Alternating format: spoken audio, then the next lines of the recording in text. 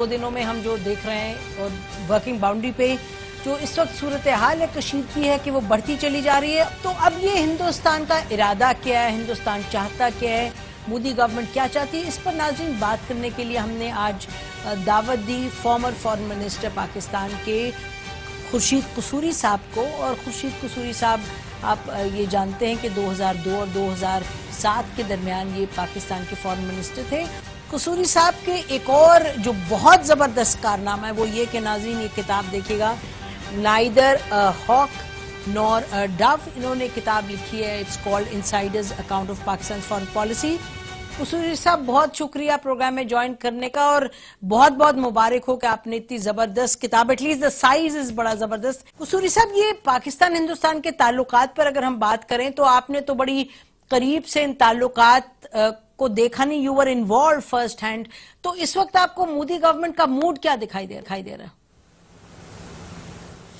देखिए, बात यूं है कि मैंने तो इसको इतना करीब देखा है और मैंने इसको हल के करीब होते देखा है। और ये नरेंद्र मोदी साहब की जो गवर्नमेंट है, ये जब हुकूमत में आए थे तो उस वक्त मेरी अभी किताब जो थी वो फाइनल स्टेजेस में थी, बल्कि मेरे ऑथर्स ने मेरे पास वापस भेज दिया कि आपका ये ख्याल है कि इनके पास कोई रास्ता नहीं होगा सिवाय इसके कि ये पाकिस्तान से बातचीत करें। तो उन्होंने मुझे कहा कि ये इन्होंने बड़ी हॉकिश पोजीशन ली है कि आप अपनी राय बदलना चाहते हैं तो बदल दें। मैंने कहा मैं तो राय नहीं बदलता, क्योंकि मेरी अपनी पोजीशन ये है कि ये एक सेंसिबल सोल्यूशन है, रैशनल है। अगर हिंदुस्तान कोई और पोजीशन अडॉप्ट करता है तो वायबल होगी नहीं होगी और काउंटर प्रोडक्टिव होगी, क्योंकि हमने हर चीज ट्राई किया है सिंस 1947। वॉर्स हुई हैं 5, अगर अब रन ऑफ कच्छ और सियाचिन को गिन लें, नियर वॉर सिचुएशन हुई हैं को 5-4 जो मैंने अपनी किताब में जिक्र किया है। रास्ता है कोई नहीं, अब वो स्टेज गुजर गई कि पाकिस्तान को ब्राउ बीट कर सकता हिंदुस्तान। और the only sensible way out is जो हमने 3 साल लगा के ये कोई इन अ जिफी या 1 मिनट में नहीं हुआ था। इसमें तमाम स्टेक होल्डर्स पाकिस्तान में भी शामिल थे, including Pakistan army, ISI, foreign office, और इसी तरह उनकी तरफ भी ये थे।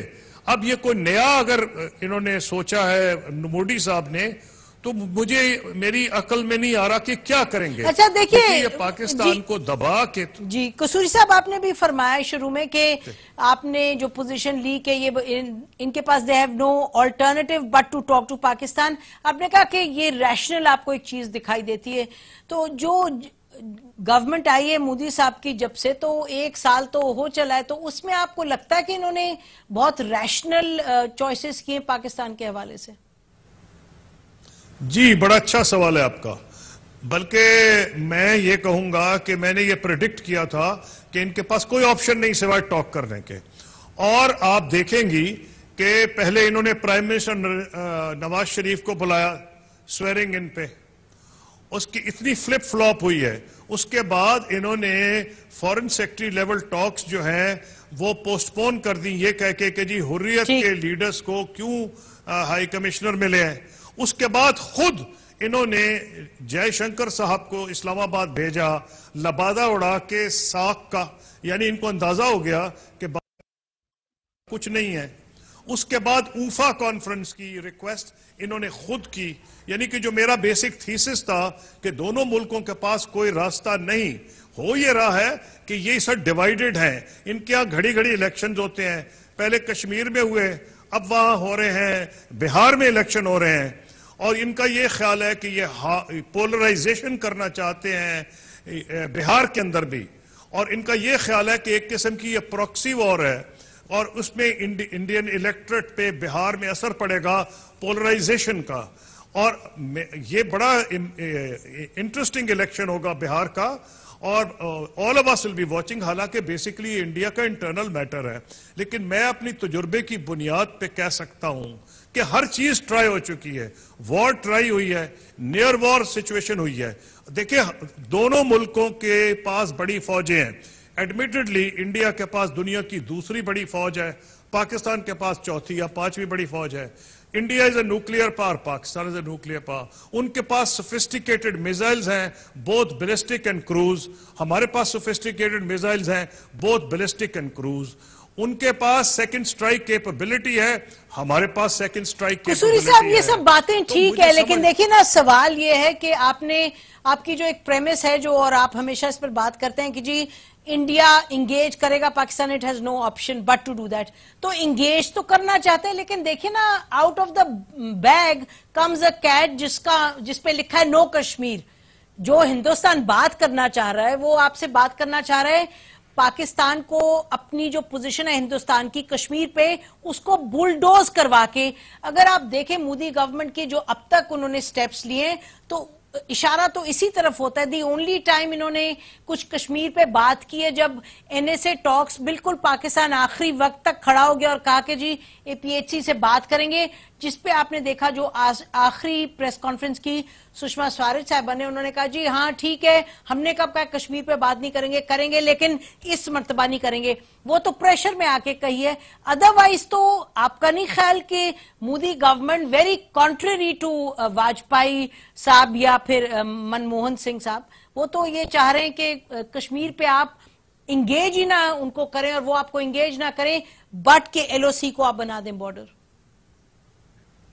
देखिए, आपकी बात बिल्कुल ठीक है, आपका सवाल भी जायज है, और मैंने अपनी किताब में यह लिखा है कि हिंदुस्तान के बहुत से कमेंटेटर्स हैं जिनको मैंने कोट किया है, उन्होंने कहा है कि नरेंद्र मोदी को वाजपेयी ना समझे, लेकिन मैंने सिर्फ तज्जिया ये किया। आप देखें, कुछ भी नसीम, आपने माशाल्लाह खुद बाहर भी पढ़ा है, आप जब एनालिसिस करते हैं एक रैशनल बेसिस पे ही करते हैं ना, कि भाई ये हिंदुस्तान के मफाद में है, ये पाकिस्तान के मफाद में है।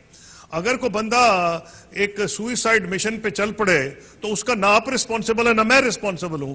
मेरी जो एनालिसिस अभी भी है, हिंदुस्तान के पास ऑप्शन कोई नहीं सिवाय पाकिस्तान से बात करने के। वो दिन गुजर गए जब हिंदुस्तान पाकिस्तान को ब्राउ बीट कर सकता था, और मैं समझता हूं वो 1971 की एक हमारी कमजोरी थी। उसकी बुनियादी वजह यह है कि एक डिस्टेंस भी था दोनों विंग्स में। अदरवाइज जितनी जंगें हुई हैं, अभी न्यूक्लियर पैरिटी तो बाद में आई है, उनका भी आप अगर देख लें कि कुछ हजार किलोमीटर इधर और कुछ हजार किलोमीटर उधर।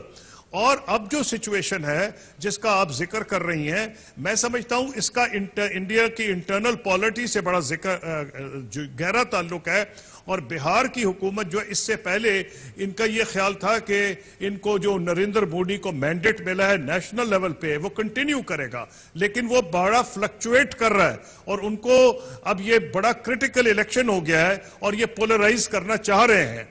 और जब ये बात कर, नहीं तो आप मेरी बात अगर देखिए, यूं देखें कि इन्होंने क्यों अपने फॉरेन सेक्रेटरी को यहां भेजा, इन्होंने क्यों ऊफा की रिक्वेस्ट की, ये एक डबल इस किस्म की जबान इस्तेमाल कर रहे हैं। जो देखिए, मैं समझता हूं जी कुसूरी साहब माजरत के साथ ऊफा की तो रिक्वेस्ट की, लेकिन ऊफा की स्टेटमेंट भी by all accounts South Block में बनी थी, और जो स्टेटमेंट थी उसमें भी अगर हम यही बात दोहराएं फिर से कि एवरीथिंग बट कश्मीर, अगर मोदी गवर्नमेंट की ये अप्रोच है और वो अप्रोच सामने नजर आ रही है, मैं आपसे मुख्तलिफ सवाल करना चाहती हूं कि इस वक्त अगर इतना तनाव पैदा हो रहा है और along working boundary, LOC etcetera, तो इस सूरत हाल में जो आपका अपना एक्सपीरियंस है, बैनुल अक़वामी सतह पर क्या रिस्पॉन्स होगा?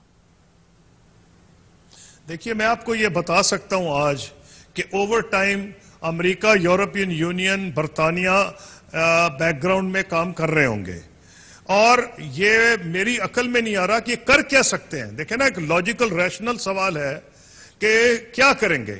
और इंडिया के अंदर इंडियन ऑक्युपाइड कश्मीर में इस जो सूरत हाल है वो आपके सामने है, और पाकिस्तान के झंडे वहां लहराए जाते हैं, ये बौखलाए हुए हैं, और मुफ्ती साहब की जो हुकूमत है वो, और ये रोजाना उनके इख्तलाफात मंजरेआम पे आ रहे हैं। मेरी जो अपनी असेसमेंट है कि देखिए, ये जो कर रहे हैं ये इनकी इलेक्टरल कंसिडरेशंस है। बड़ी बदकिस्मती की बात है कि स्टेट्समैनशिप नहीं दिखा रहे। इनका ये ख्याल है कि पहला जो टेन्योर है, आपने क्योंकि मुझसे सवाल पूछा है तो मैं एक अंदाजा आपको बता रहा हूं कि ये समझते हैं कि इन्होंने इकोनॉमिकली परफॉर्म नहीं किया इंडिया में, जो ये बड़े बड़े वादे करके आए थे, तो ये जो पहला इलेक्शन है, इनका ख्याल है कि इसी तरीके से पोलराइज करके हिंदू मुस्लिम को इंडिया में, और पाकिस्तान की उसकी एक्सटर्नल मैनिफेस्टेशन है, ये पहला इलेक्शन जीते और स्टेट्समैनशिप का रोल ये सेकंड टेन्योर में करें। मैं प्रेडिक्ट करता हूं कि अगर ये इसी तरह जारी रहेंगे तो इनका सेकंड टेन्योर की बात नहीं होगी, क्योंकि जब तक इकोनॉमिकली ये डिलीवर नहीं करेंगे इंडिया में, 1.5-1.25 साल तो हो गया इनको आए, और अगर इंडिया में इसी किस्म की पोलराइजेशन हुई तो there is no way that sort of development can take place in India. और मैं खुदा ना खास्ता प्रेडिक्ट कुछ कर देता हूं, सिंस यू आर आस्किंग।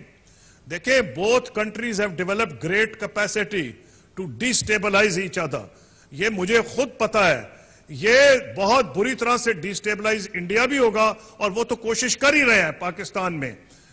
और जहां इस किस्म की डिस्टेबलाइजेशन हो, नंबर 2 उनका जो एक टारगेट है, वो जो पाकिस्तान चाइना इकोनॉमिक कॉरिडोर हुआ है, उस पर भी वो बहुत सख्त अपसेट हैं, और उनका ये ख्याल है कि इस किस्म के तरीके से वो दुनिया को दिखा रहे हैं कि जनाब इस किस्म की जो इन्वेस्टमेंट आएगी, जो चाइना ने कमिट की हुई है, उसको किस तरह से अफेक्ट करना चाहते हैं। जी कुसूरी साहब, अगर आप जीरो इन करें पाकिस्तान पर इस वक्त, तो पाकिस्तान तो इज वेरी क्लियर। मेरा ख्याल है कि जैसे आपने भी कहा ना कि जो मोदी गवर्नमेंट है वो चाहती है दूसरा टेन्योर आए तो फिर उस वक्त स्टेट्समैनशिप का मुजाहरा करें। I am not so sure, क्योंकि हिंदुस्तान की हर गवर्नमेंट का अल्टीमेटली जो ये पॉइंट होता है वो ये कि जी डोमेस्टिक पॉलिटिक्स है, इस वजह से हम आगे नहीं बढ़ सकते। हमें तो नहीं दिखाई देता कि ये एक टेन्योर जो पाकिस्तान हिंदुस्तान के ताल्लुकात के हवाले से अगर देखें, अगर यही रही मोदी गवर्नमेंट का तौर तरीका, तो चीजें पीस की बजाय तो कॉन्फ्रंटेशन की तरफ जाएंगी। जी, आप बिल्कुल सही कह रही हैं, और मैंने किताब में सिर्फ यही किया है, मैंने स्पेल आउट किया है कि भाई ये हालात हैं, तुम क्या नई चीज करोगे? हर चीज पहले ट्राई कर चुके हैं, और आई डोंट अंडरस्टैंड। और अगर इनको बिहार में इलेक्ट्रल सेटबैक होता है, क्योंकि वो बड़ी इंडिया में क्लोजली वॉच किया जा रहा है, तो वो जो इनकी डाउनवर्ड स्लाइड है, अब इन्होंने जीडीपी भी है जो उसको लोअर डाउन किया है, जो इनकी प्रोजेक्शंस थी। मैं तो देखिए आपको रैशनली बात कर सकता हूं। नसीम, आप खुद स्कॉलर हैं, आप जब कुछ लिखती हैं तो आप यही तज्जिया करती है ना कि ये बंदा रैशनली एक्ट कर रहा है, ट्रेन के नीचे जबरदस्ती नहीं आ जाएगा। लेकिन कभी कभी कोई आना भी चाहता है ट्रेन के नीचे, तो उसे तो फैक्टर इन करना पड़ता है। मोदी गवर्नमेंट जो है पाकिस्तान के हवाले से कोई ज्यादा देखिए ना, रैशनल का रेलम उन्होंने अगर डिफाइन कर दिया है कि एवरीथिंग माइनस कश्मीर, तो वो रैशनल और रियलिस्टिक तो नहीं हुआ पाकिस्तान के कॉन्टेक्स्ट में। यह तो इररेशनल है। मैं आपको एक बात बताऊं कि यह अजीब और गरीब सिचुएशन है। पाकिस्तान की पहले एक जमाने में सिचुएशन थी, पहले कश्मीर फिर बाद में दूसरी चीजें, और अब उन्होंने क्या किया है, फिर हमने कॉम्पोजिट डायलॉग पे कई साल बातचीत होती रही। अब उन्होंने अगर यह कोशिश की है कि जनाब हम पाकिस्तान की पोजीशन पे आ रहे हैं, यानी वो हमारी नकल कर रहे हैं, तो एक किस्म की तो फ्लैटरी है, एज दे से कि ये बहुत बड़ी फ्लैटरी है पाकिस्तान की, लेकिन ये सस्टेनेबल नहीं पॉलिसी। आप मुझे बताएं कि क्या ये पॉलिसी सस्टेनेबल है? क्या आप पाकिस्तान को ब्राउबीट कर सकते हैं? भाई, Pakistan is a nuclear power, it is the 4th or 5th largest standing army in the world, और today Pakistan is not isolated. I admit कि अफगानिस्तान पे हमें कुछ इस वक्त प्रॉब्लम्स आ रहे हैं, हमने पूरी कोशिश की है, लेकिन international community including United states and China, उनको पता है कि पाकिस्तान पूरी एफर्ट कर रहा है to bring Taliban on the negotiating table. तो अगर उनका यह ख्याल है कि पाकिस्तान को आइसोलेट करेंगे या इस किस्म के एक्ट्स ऑफ टेररिज्म करेंगे जिससे पाकिस्तान एक किस्म की पिंसर मूवमेंट हो, वो नहीं हो सकेगी। जी बिल्कुल, और रिस्पॉन्स तो आएगा। जी जी बिल्कुल। कुसूरी साहब, प्रोग्राम का टाइम खत्म हो रहा है, योर लास्ट थॉट्स, क्योंकि हमें तो कोई दिखाई नहीं देता कि हिंदुस्तान में कोई फौरी तौर पे तब्दीली आएगी उनकी सोच में, मोदी गवर्नमेंट की कम से कम। तो आपको क्या, what is the ray of hope? देखिए, पहली बात, अगर जो आप कह रही हैं तो फिर तो साउथ एशिया में बहुत इसका बड़ा नेगेटिव इंपैक्ट पड़ेगा और इकोनॉमिकली और पीछे रह जाएगा। मेरा अपना यह ख्याल है कि ultimately people act in their self interest, क्योंकि इन्होंने इतना फ्लिप फ्लॉप दिखाया है। मुझे अभी भी फ्लिप फ्लॉप नजर आ रहा है कि मैंने आपको बताया ऊफा की इन्होंने टॉक्स की, फिर उन्होंने फॉरेन सेक्रेटरी अपना भेजा without talking to Pakistan. India has no option, just as Pakistan has no option but to talk. Therefore the sensible thing, this is the only thing I can say, is to continue from where we left. Otherwise, there's bad news all round. And Pakistan internationally is not isolated today that they can take advantage of any such thing.